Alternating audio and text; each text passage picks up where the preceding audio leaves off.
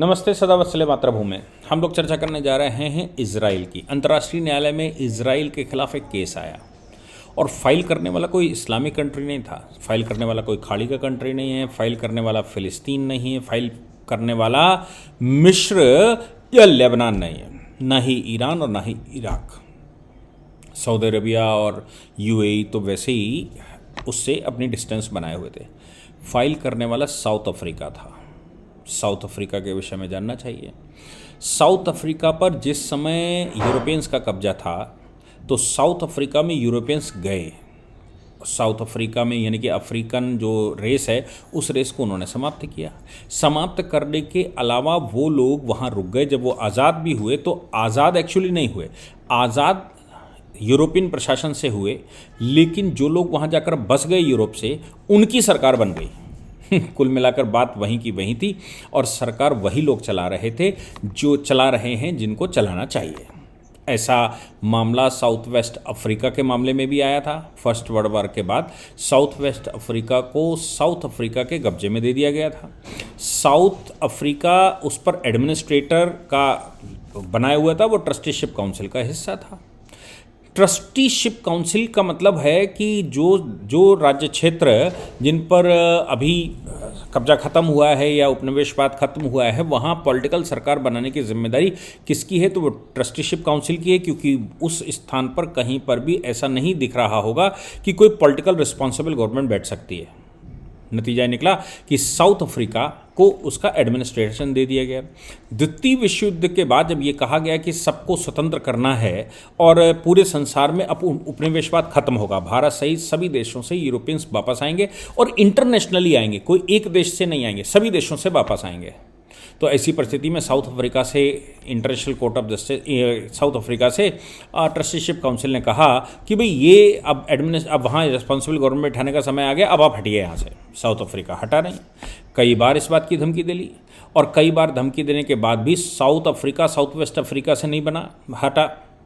इसका परिणाम ये निकला कि ट्रस्टीशिप काउंसिल को ये कहना पड़ा कि हम तुम्हारे खिलाफ फोर्सेस भेज रहे हैं, शांति सेनाएं भेजेंगे और वो शांति सेनाओं की मदद से तुमको वहाँ से हटना पड़ेगा।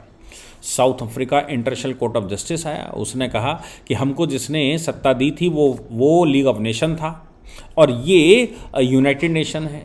United nation league of nation की ट्रस्टीशिप काउंसिल के एवज में अधिकार चाहता है और इस देश को स्वतंत्र करना चाहता है। इंटरनेशनल कोर्ट ऑफ जस्टिस ने कहा कि जो ट्रस्टीशिप काउंसिल है यूएनओ की, वो वही काउंसिल है जो कि लीग ऑफ नेशंस की थी, इसलिए ये सक्सेसर है और इसका पूरा अधिकार बनता है। और चूंकि पूरे विश्व से उपनिवेशवाद खत्म हो रहा है, यूएन चार्टर ये कहता है कि कोई किसी के ऊपर शासन नहीं कर सकता।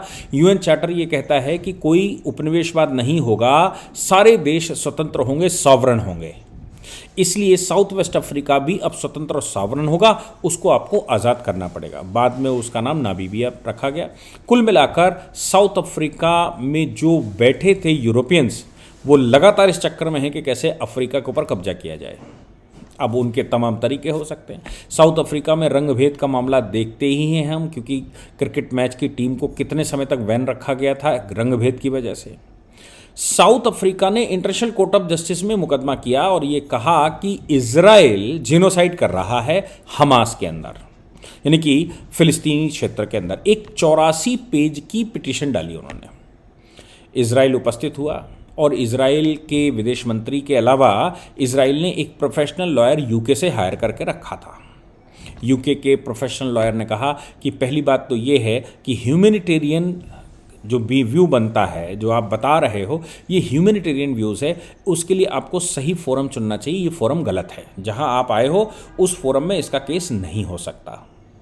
बात आगे बढ़ी तो उन्होंने कहा कि आपका जुरिडिक्शन ही नहीं, मतलब इस कोर्ट का, इंटरनेशनल कोर्ट ऑफ जस्टिस का जुरिडिक्शन ही नहीं लगता इस मामले में। अब चूंकि इंटरनेशनल कोर्ट ऑफ जस्टिस के जुरिडिक्शन के मामले में भी समझना चाहिए, इंटरनेशनल कोर्ट ऑफ जस्टिस पुराना वाला कोर्ट ऑफ आर्बिट्रेशन है। इंटरनेशनल कोर्ट ऑफ आर्बिट्रेशन जो लीग ऑफ नेशंस में हुआ करता था, जो 1991 वर्ल्ड वॉर के बाद बना था, वो था league of Nations. League of Nations का जो कोर्ट था उसको कोर्ट ऑफ आर्बिट्रेशन कहा जाता था, इंटरनेशनल कोर्ट ऑफ आर्बिट्रेशन। बाद में जब यूएनओ बना तो इसी को इंटरनेशनल कोर्ट ऑफ जस्टिस कहा गया, लेकिन नियम वही थे। दो राष्ट्रों के बीच में अगर झगड़ा होता है तो इंटरनेशनल कोर्ट ऑफ जस्टिस आज भी वही केस सुन सकता है जब दोनों राष्ट्र आकर कोर्ट के सामने खड़े हों, दोनों देश कोर्ट के सामने ये कहें कि साहब आप इस पर निर्णय कर दीजिए, और या फिर उन्होंने अपना कंसेंट ऑलरेडी दे रखी हो। जैसे कुछ कंट्रियों ने अपनी कंसेंट दे रखी है कि साहब इंटरनेशनल कोर्ट ऑफ जस्टिस में मामला आता है तो आप सुन लीजिए, हमारी परवाह मत करिए, हमारी कंसेंट मत लीजिए। आर्बिट्रेशन लॉ को अगर आप पढ़ेंगे तो there must be an arbitration agreement. तो आर्बिट्रेशन कोर्ट तभी सुन सकती है, या बोर्ड आर्बिट्रेटर्स तभी अपॉइंट किए जा सकते हैं दो पार्टियों के बीच में जब दोनों की एक आर्बिट्रेशन एग्रीमेंट हो और उस एग्रीमेंट में दोनों ये सहमत हों कि हम दोनों इस केस को सुनवाना चाहते हैं। इंटरनेशनल कोर्ट ऑफ आर्बिट्रेशन जो कि इंटरनेशनल कोर्ट ऑफ जस्टिस हो गया, उसमें आज भी वही आर्बिट्रेशन के लॉ लगते हैं। जब तक दो देश आपस में नहीं आ जाते और आपस में सहमत नहीं हो जाते या कंसेंट नहीं दे सकते, तब तक इंटरनेशनल कोर्ट ऑफ जस्टिस उसका मुकदमा नहीं सुन सकता। भारत में भी ये चौहान, उनका नाम गृह मंत्री हुआ करते थे, उन्होंने कंसेंट दिया था लेकिन रिस्ट्रिक्शंस के साथ, ये नहीं कर सकते, वो नहीं कर सकते, और तब आपकी हम कंसेंट देते हैं, आप हमारा केस सुन सकते हैं। उसमें ज़्यादातर इतनी रिस्ट्रिक्शन लगा दी गई थी कि इंटरनेशनल कोर्ट ऑफ जस्टिस आसानी से केस आपका नहीं सुन सकता, मतलब आपके विरुद्ध नहीं सुन सकता। इंटरनेशनल कोर्ट ऑफ जस्टिस के जो मेंबर्स हैं, इन यूएनओ के जो मेंबर्स हैं, वो भी डायरेक्टली जा तो सकते हैं, लेकिन उसका जुरिडिक्शन तभी बनेगा जब दोनों देश एग्री हों। अब बात आती है फिलिस्तीन की। तो जो यूके के लॉयर वहाँ खड़े हुए वो ये कह रहे हैं, उसका कारण यह है कि फिलिस्तीन कोई देश तो है नहीं, फिलिस्तीन is a autonomous area in Israel. Israel का एक ऑटोनोमस क्षेत्र है, वो 1967 के वॉर के बाद डिसाइड हुआ था। 1967 के वॉर में जब इजराइल ने इजिप्ट को हराया और अगल बगल के देशों को हराया, तो उस समय एक इंटरनेशनल एग्रीमेंट हुआ था अमेरिका के इंटरवेंशन से, जबकि इजराइल रुकने को तैयार नहीं था। ये कह रहा था कि हम खाड़ी के सभी देशों को खत्म कर देंगे, जो जो हमारे विरुद्ध खड़ा है तभी हम चैन पाएंगे, नहीं तो ये हमको जीने नहीं देंगे। 1000 साल तक हम भटकते हुए आए, इन्होंने 1000 साल तक हमको तड़पाया है, अब हम शक्तिशाली हुए हैं तो हम अपनी डिफेंस करके रहेंगे। ये अगर युद्ध कर रहे हैं, जो जो युद्ध कर रहा है उन सब के खिलाफ हम युद्ध करेंगे। अमेरिकन इंटरवेंशन के बाद एक वो तय हुआ, गोलान की पहाड़ियाँ तय हुई, या फिर इजिप्ट का जो हिस्सा कब्जा कर लिया था इजराइल ने, वो छोड़ना पड़ा, लेकिन फिलिस्तीन को इजराइल का हिस्सा रिकॉग्नाइज कर दिया गया। बाद में यूएनओ के इंटरवेंशन से, यूएनओ में जब मामला गया, यूएनओ के इंटरवेंशन से उसको ऑटोनोमस क्षेत्र बना दिया गया। उसमें एक एडमिनिस्ट्रेटर बिठा दिया गया। अब एडमिनिस्ट्रेटर जो बैठा वो पार्टियां चुनाव लड़ती हैं। कभी यासर अराफात लंबे समय तक रहे, वो ये भी कहते थे कि हम इस्लामिक लोग हैं, हमारा युद्ध करना हमारा स्वभाव है, और जब तक हम युद्ध करेंगे जब तक सब कायनात ख़त्म नहीं हो जाएगी। उनका कहना था कि हम पहले अभी ये दूसरों से लड़ रहे हैं, फिर मुसलमान बचेगा तो मुसलमानों से लड़ेंगे, फिर घर बचेगा तो घर से लड़ेंगे, और फिर अपने ही आपस में लड़ेंगे, लेकिन हम लड़ाकू हैं, लड़ाते रहेंगे। ये बात यासिर अराफात ऑफिशियली कहा करते थे, बहुत सारी जगहों पर उन्होंने कहा कि हम लड़ाकू प्रजाति हैं। अब वो कोई सपोर्ट करने के लिए, कोई बात करने के लिए, हम लड़ रहे हैं, क्यों लड़ रहे हैं, ये कहने के लिए कुछ भी किया हो, लेकिन वो ये बात कहते थे। अब सवाल यहाँ पर आता है कि हमास ने वहाँ जीत लिया एडमिनिस्ट्रेटर का चुनाव, और उन्होंने पीएलओ को, जो यासिर अराफात की पार्टी थी, उसको हरा दिया। यानी कि लोग हमास के पक्ष में खड़े हो गए और लोग अब आतंकी व्यू के हो गए। परिणाम ये निकला कि 7 अक्टूबर 2023 को, जिस समय ये सब कुछ हुआ, जिस समय वो अपना इंटरनेशनल फेस्टिवल बना रहे थे और रोशनी का त्यौहार मना रहे थे, म्यूज़िक का त्यौहार बना रहे थे, उसी समय हमास, जो कि ऑफिशियली वहाँ चुना गया था और अपनी ही भूमि, यानी कि इजराइल की अपनी भूमि में एक ऑटोनोमस क्षेत्र बना दिया था, उन्होंने 5000 मिसाइलें इजराइल पर दाग दी। और जो लोग फ़िलिस्तीन के रोज़ नौकरी करने के लिए उस क्षेत्र में जाते थे, ऐसे कई लोग वहाँ रुक गए और उन्होंने छोटे बच्चियों और महिलाओं को वहाँ किडनैप कर लिया, इजराइल के ये फ़िलिस्तीन के क्षेत्र में ले आए। अब फिर रिटेलिएशन में, या फिर मैं कहूँ सेल्फ डिफेंस में, इजराइल सामने उतरा। ऐसा कहते हैं एक नात में, इसमें जो आर्गूमेंट किया गया है इजराइल की तरफ से, उनका कहना है कि उस रात 1200 लोग एक साथ मारे गए थे। आप सोचो कि 1200 लोग एक साथ मारे जाएं। इजराइल ने तय किया कि हम फिलिस्तीन के क्षेत्र में हमास को ख़त्म कर देंगे। उन्होंने दोबारा उस पर हमला कर दिया। जब उन्होंने उस पर हमला किया तो गाज़ा के क्षेत्र को उन्होंने ज़मींदोज़ कर दिया। अब जमींदोज कर दिया तो ये इल्ज़ाम लगाया गया कि लगभग 35,000 लोग, 35,000 लोग मार दिए। अब कहाँ 1200 मरे और कहाँ 35,000, तो ये आर्गुमेंट दिया जा रहा है कि साहब हमने तो 1200 ही मारे, इन्होंने 35,000 मार दिए। 1200 के 1200 मारते समझ में आता, 35,000 मार दिए, ये तो गलत हो गया और ये तो अत्याचार है, जेनोसाइड है। इसलिए साउथ अफ्रीका इस केस को लेकर इंटरनेशनल कोर्ट ऑफ जस्टिस में चला आया और इंटरनेशनल कोर्ट ऑफ जस्टिस में वो ये कहता है कि इन्होंने 36,000 लोग मार दिए जबकि इनके 1200 लोग मरे थे। आप बताओ ये आर्गूमेंट लिया जा सकता है कि नहीं? इस आर्गूमेंट में कितनी जान है?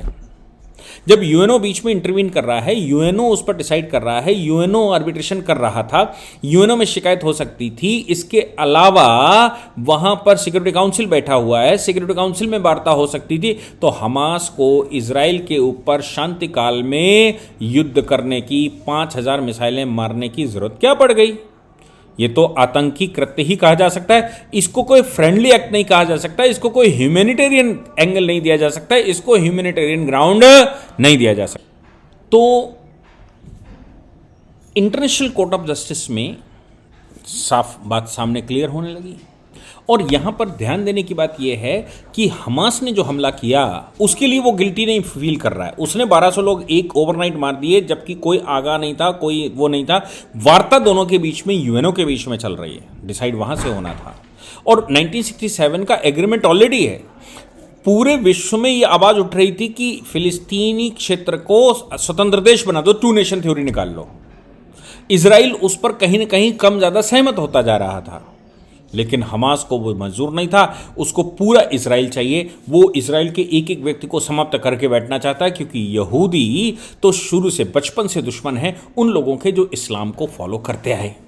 आप विश्व में देख लीजिएगा, हमारे देश से कोई मतलब नहीं है, बांग्लादेश से कोई मतलब नहीं, इस्लामिक कंट्रियों से कोई मतलब नहीं, उनका आपस का झगड़ा, लेकिन साहब सब जगह प्रदर्शन होंगे।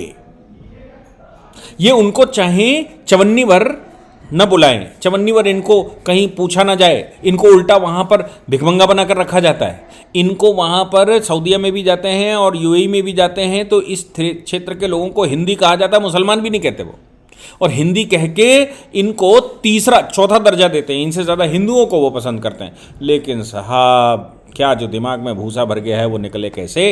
वो भूसा तो कोई एक्शन, कोई दिमाग को एनालाइज करने नहीं देता। परिणाम तो आप देखते हैं। इसलिए वहां पर जो हमास ने मारा उसकी गलती नहीं। अब बात यहां से शुरू हुई कि साहब हमास ने ऐसा करके, हमास के विरुद्ध इजराइल कैसे कर दिया, वो कब्जा करके बैठा है, ये करके। अरे भैया युद्ध में जीता, बाकायदा ट्रीटी हुई है। क्यों इजिप्ट ने उस समय ट्रीटी कर ली थी? क्यों बाकी देशों ने उस समय ट्रीटी कर ली थी? क्यों नहीं युद्ध को कंटिन्यू रखा था? युद्ध को कंटिन्यू रखते वो उनको बता देते कि तुम कौन हम कौन। लेकिन ट्रीटी भी कर ली, प्राण भी बच गए और फिर बाद में कब्जा भी उसने कर लिया, ऐसा भी आरोप लगा दिया। जब इजराइल ने रिप्लाई किया ऑनरेबल कोर्ट में तो इजराइल ने कहा कि जेनोसाइड उधर नहीं हुआ है, जेनोसाइड तो इधर हुआ है। और हमने ये सही बात है, मतलब उन्होंने बिल्कुल साफ साफ कहा, उन्होंने कहा ये सही बात है, हमने गाजा पर हमला किया। लेकिन गाजा पर जो हमला किया है वो आतंकियों को मारने के लिए किया है, विश्व कल्याण के लिए किया है, संसार को बचाने के लिए किया है। वो संसार, ये आतंक जो है संसार को खा जाएगा। इन आतंकियों ने 1200 लोगों को ओवरनाइट मार दिया, तो जेनोसाइड तो हमारे ऊपर हुआ था। और उधर जो हो रहा है वो राइट टू डिफेंस है। और राइट टू डिफेंस में right to protect the people है। हम लोगों को बचाना चाहते हैं। अगर हम ऐसा नहीं करेंगे तो वो पूरे विश्व को समाप्त कर देंगे, इजराइल को समाप्त कर देंगे, अड़ोस पड़ोस को समाप्त कर देंगे। क्योंकि आतंकी जो शेर या जो गीदड़ जिसने मांस खाना सीख लिया, उसको अगर मांस नहीं मिलेगा तो अपने बच्चे को खा जाएगा, क्योंकि मांस तो उसको चाहिए। आतंकियों का भी यही स्वभाव है।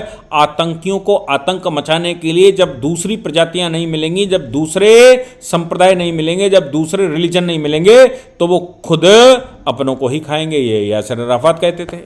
इसलिए इजराइल जो कहता है वो कहता है हमने मारा ठीक किया, और हमने मारा टू प्रोटेक्ट द पीपल, और इन्होंने मारा टू जेनोसाइड। तो जो एलिगेशन मेरे ऊपर लगाए जा रहे हैं कि जेनोसाइड हमने किया है, वो जेनोसाइड हमने नहीं किया, जेनोसाइड तो इन्होंने हमारे ऊपर किया है। हम तो राइट टू प्रोटेक्ट के तहत, right to protect the people, right to defence ourself के तहत काम कर रहे हैं, और हम करते रहेंगे। जहां इजराइल को सुरक्षित रखना मेरी जिम्मेदारी है, और इजराइल को सुरक्षित रखना मेरा राइट भी है। इसलिए कोई संसार में कुछ भी कहे इजराइल सुरक्षित तो हम सुरक्षित, इसलिए नेशन फर्स्ट। बाकी आप इंटरनेशनल कोर्ट में जो चलाते रहो, हालांकि अभी उस पर कोई डिसीजन नहीं हुआ है, लेकिन बाकी जो चलाते रहो। जुरिडिक्शन उनका नहीं लगता था, लेकिन इजराइल को अपनी बात कहने का अवसर साउथ अफ्रीका ने दिलवा ही दिया। और परिणाम मेरा मानना यह है कि जब फिलिस्तीन कोई नेशन ही नहीं है तो इंटरनेशनल कोर्ट ऑफ जस्टिस में उसका लोकस कैसे बनती है और इंटरनेशनल कोर्ट ऑफ जस्टिस उसको सुनेगा कैसे। बाकी जो होना था वो हो चुका है। वो जो होना था कि ह्यूमन राइट के violation, international human right commission, वो सब हो ही रहा है, वो सब होता रहा है। और फिर उसके बाद सिक्योरिटी काउंसिल में रेजोल्यूशन, भारत ने हर बार अपने आप को दूर रखा।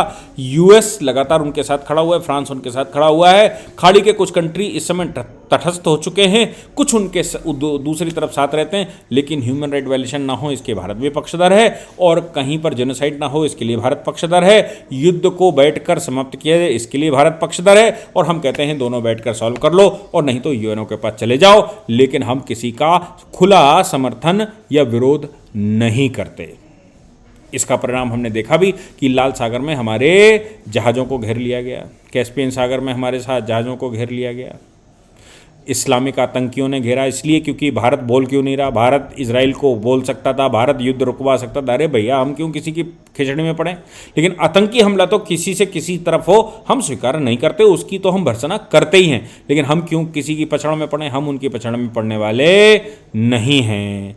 इसलिए इनका मानना यह है कि भारत को घुसना चाहिए क्योंकि भारत शक्तिशाली है। भारत के प्रधानमंत्री इस समय विश्व के लीडर बने हुए हैं, भारत इस समय प्रथम स्थान पर बैठा हुआ है, भारत के बगैर विश्व के निर्णय नहीं हो रहे, भारत ने यूक्रेन रशिया को रुकवा दिया और सब कुछ। प्रधानमंत्री मोदी जी के इस शक्ति को उनके लिए क्यों इस्तेमाल किया जाए, ये सवाल है। उनके लिए इस्तेमाल करने की बजाय भारत के लिए इस्तेमाल करेंगे ना हम, और हमारे ऊपर जो आंख उठाएगा उसके ऊपर करेंगे। लेकिन हम इतना तो कर ही सकते थे कि आतंक को क्रिटिसाइज कर सकते थे। भारत सरकार ने आतंक को तत्काल क्रिटिसाइज किया भी था। बाकी उनके इंटरनल मामले हैं, उसमें हम पढ़ने वाले नहीं हैं। जय हिंद, जय भारत, वंदे मातरम।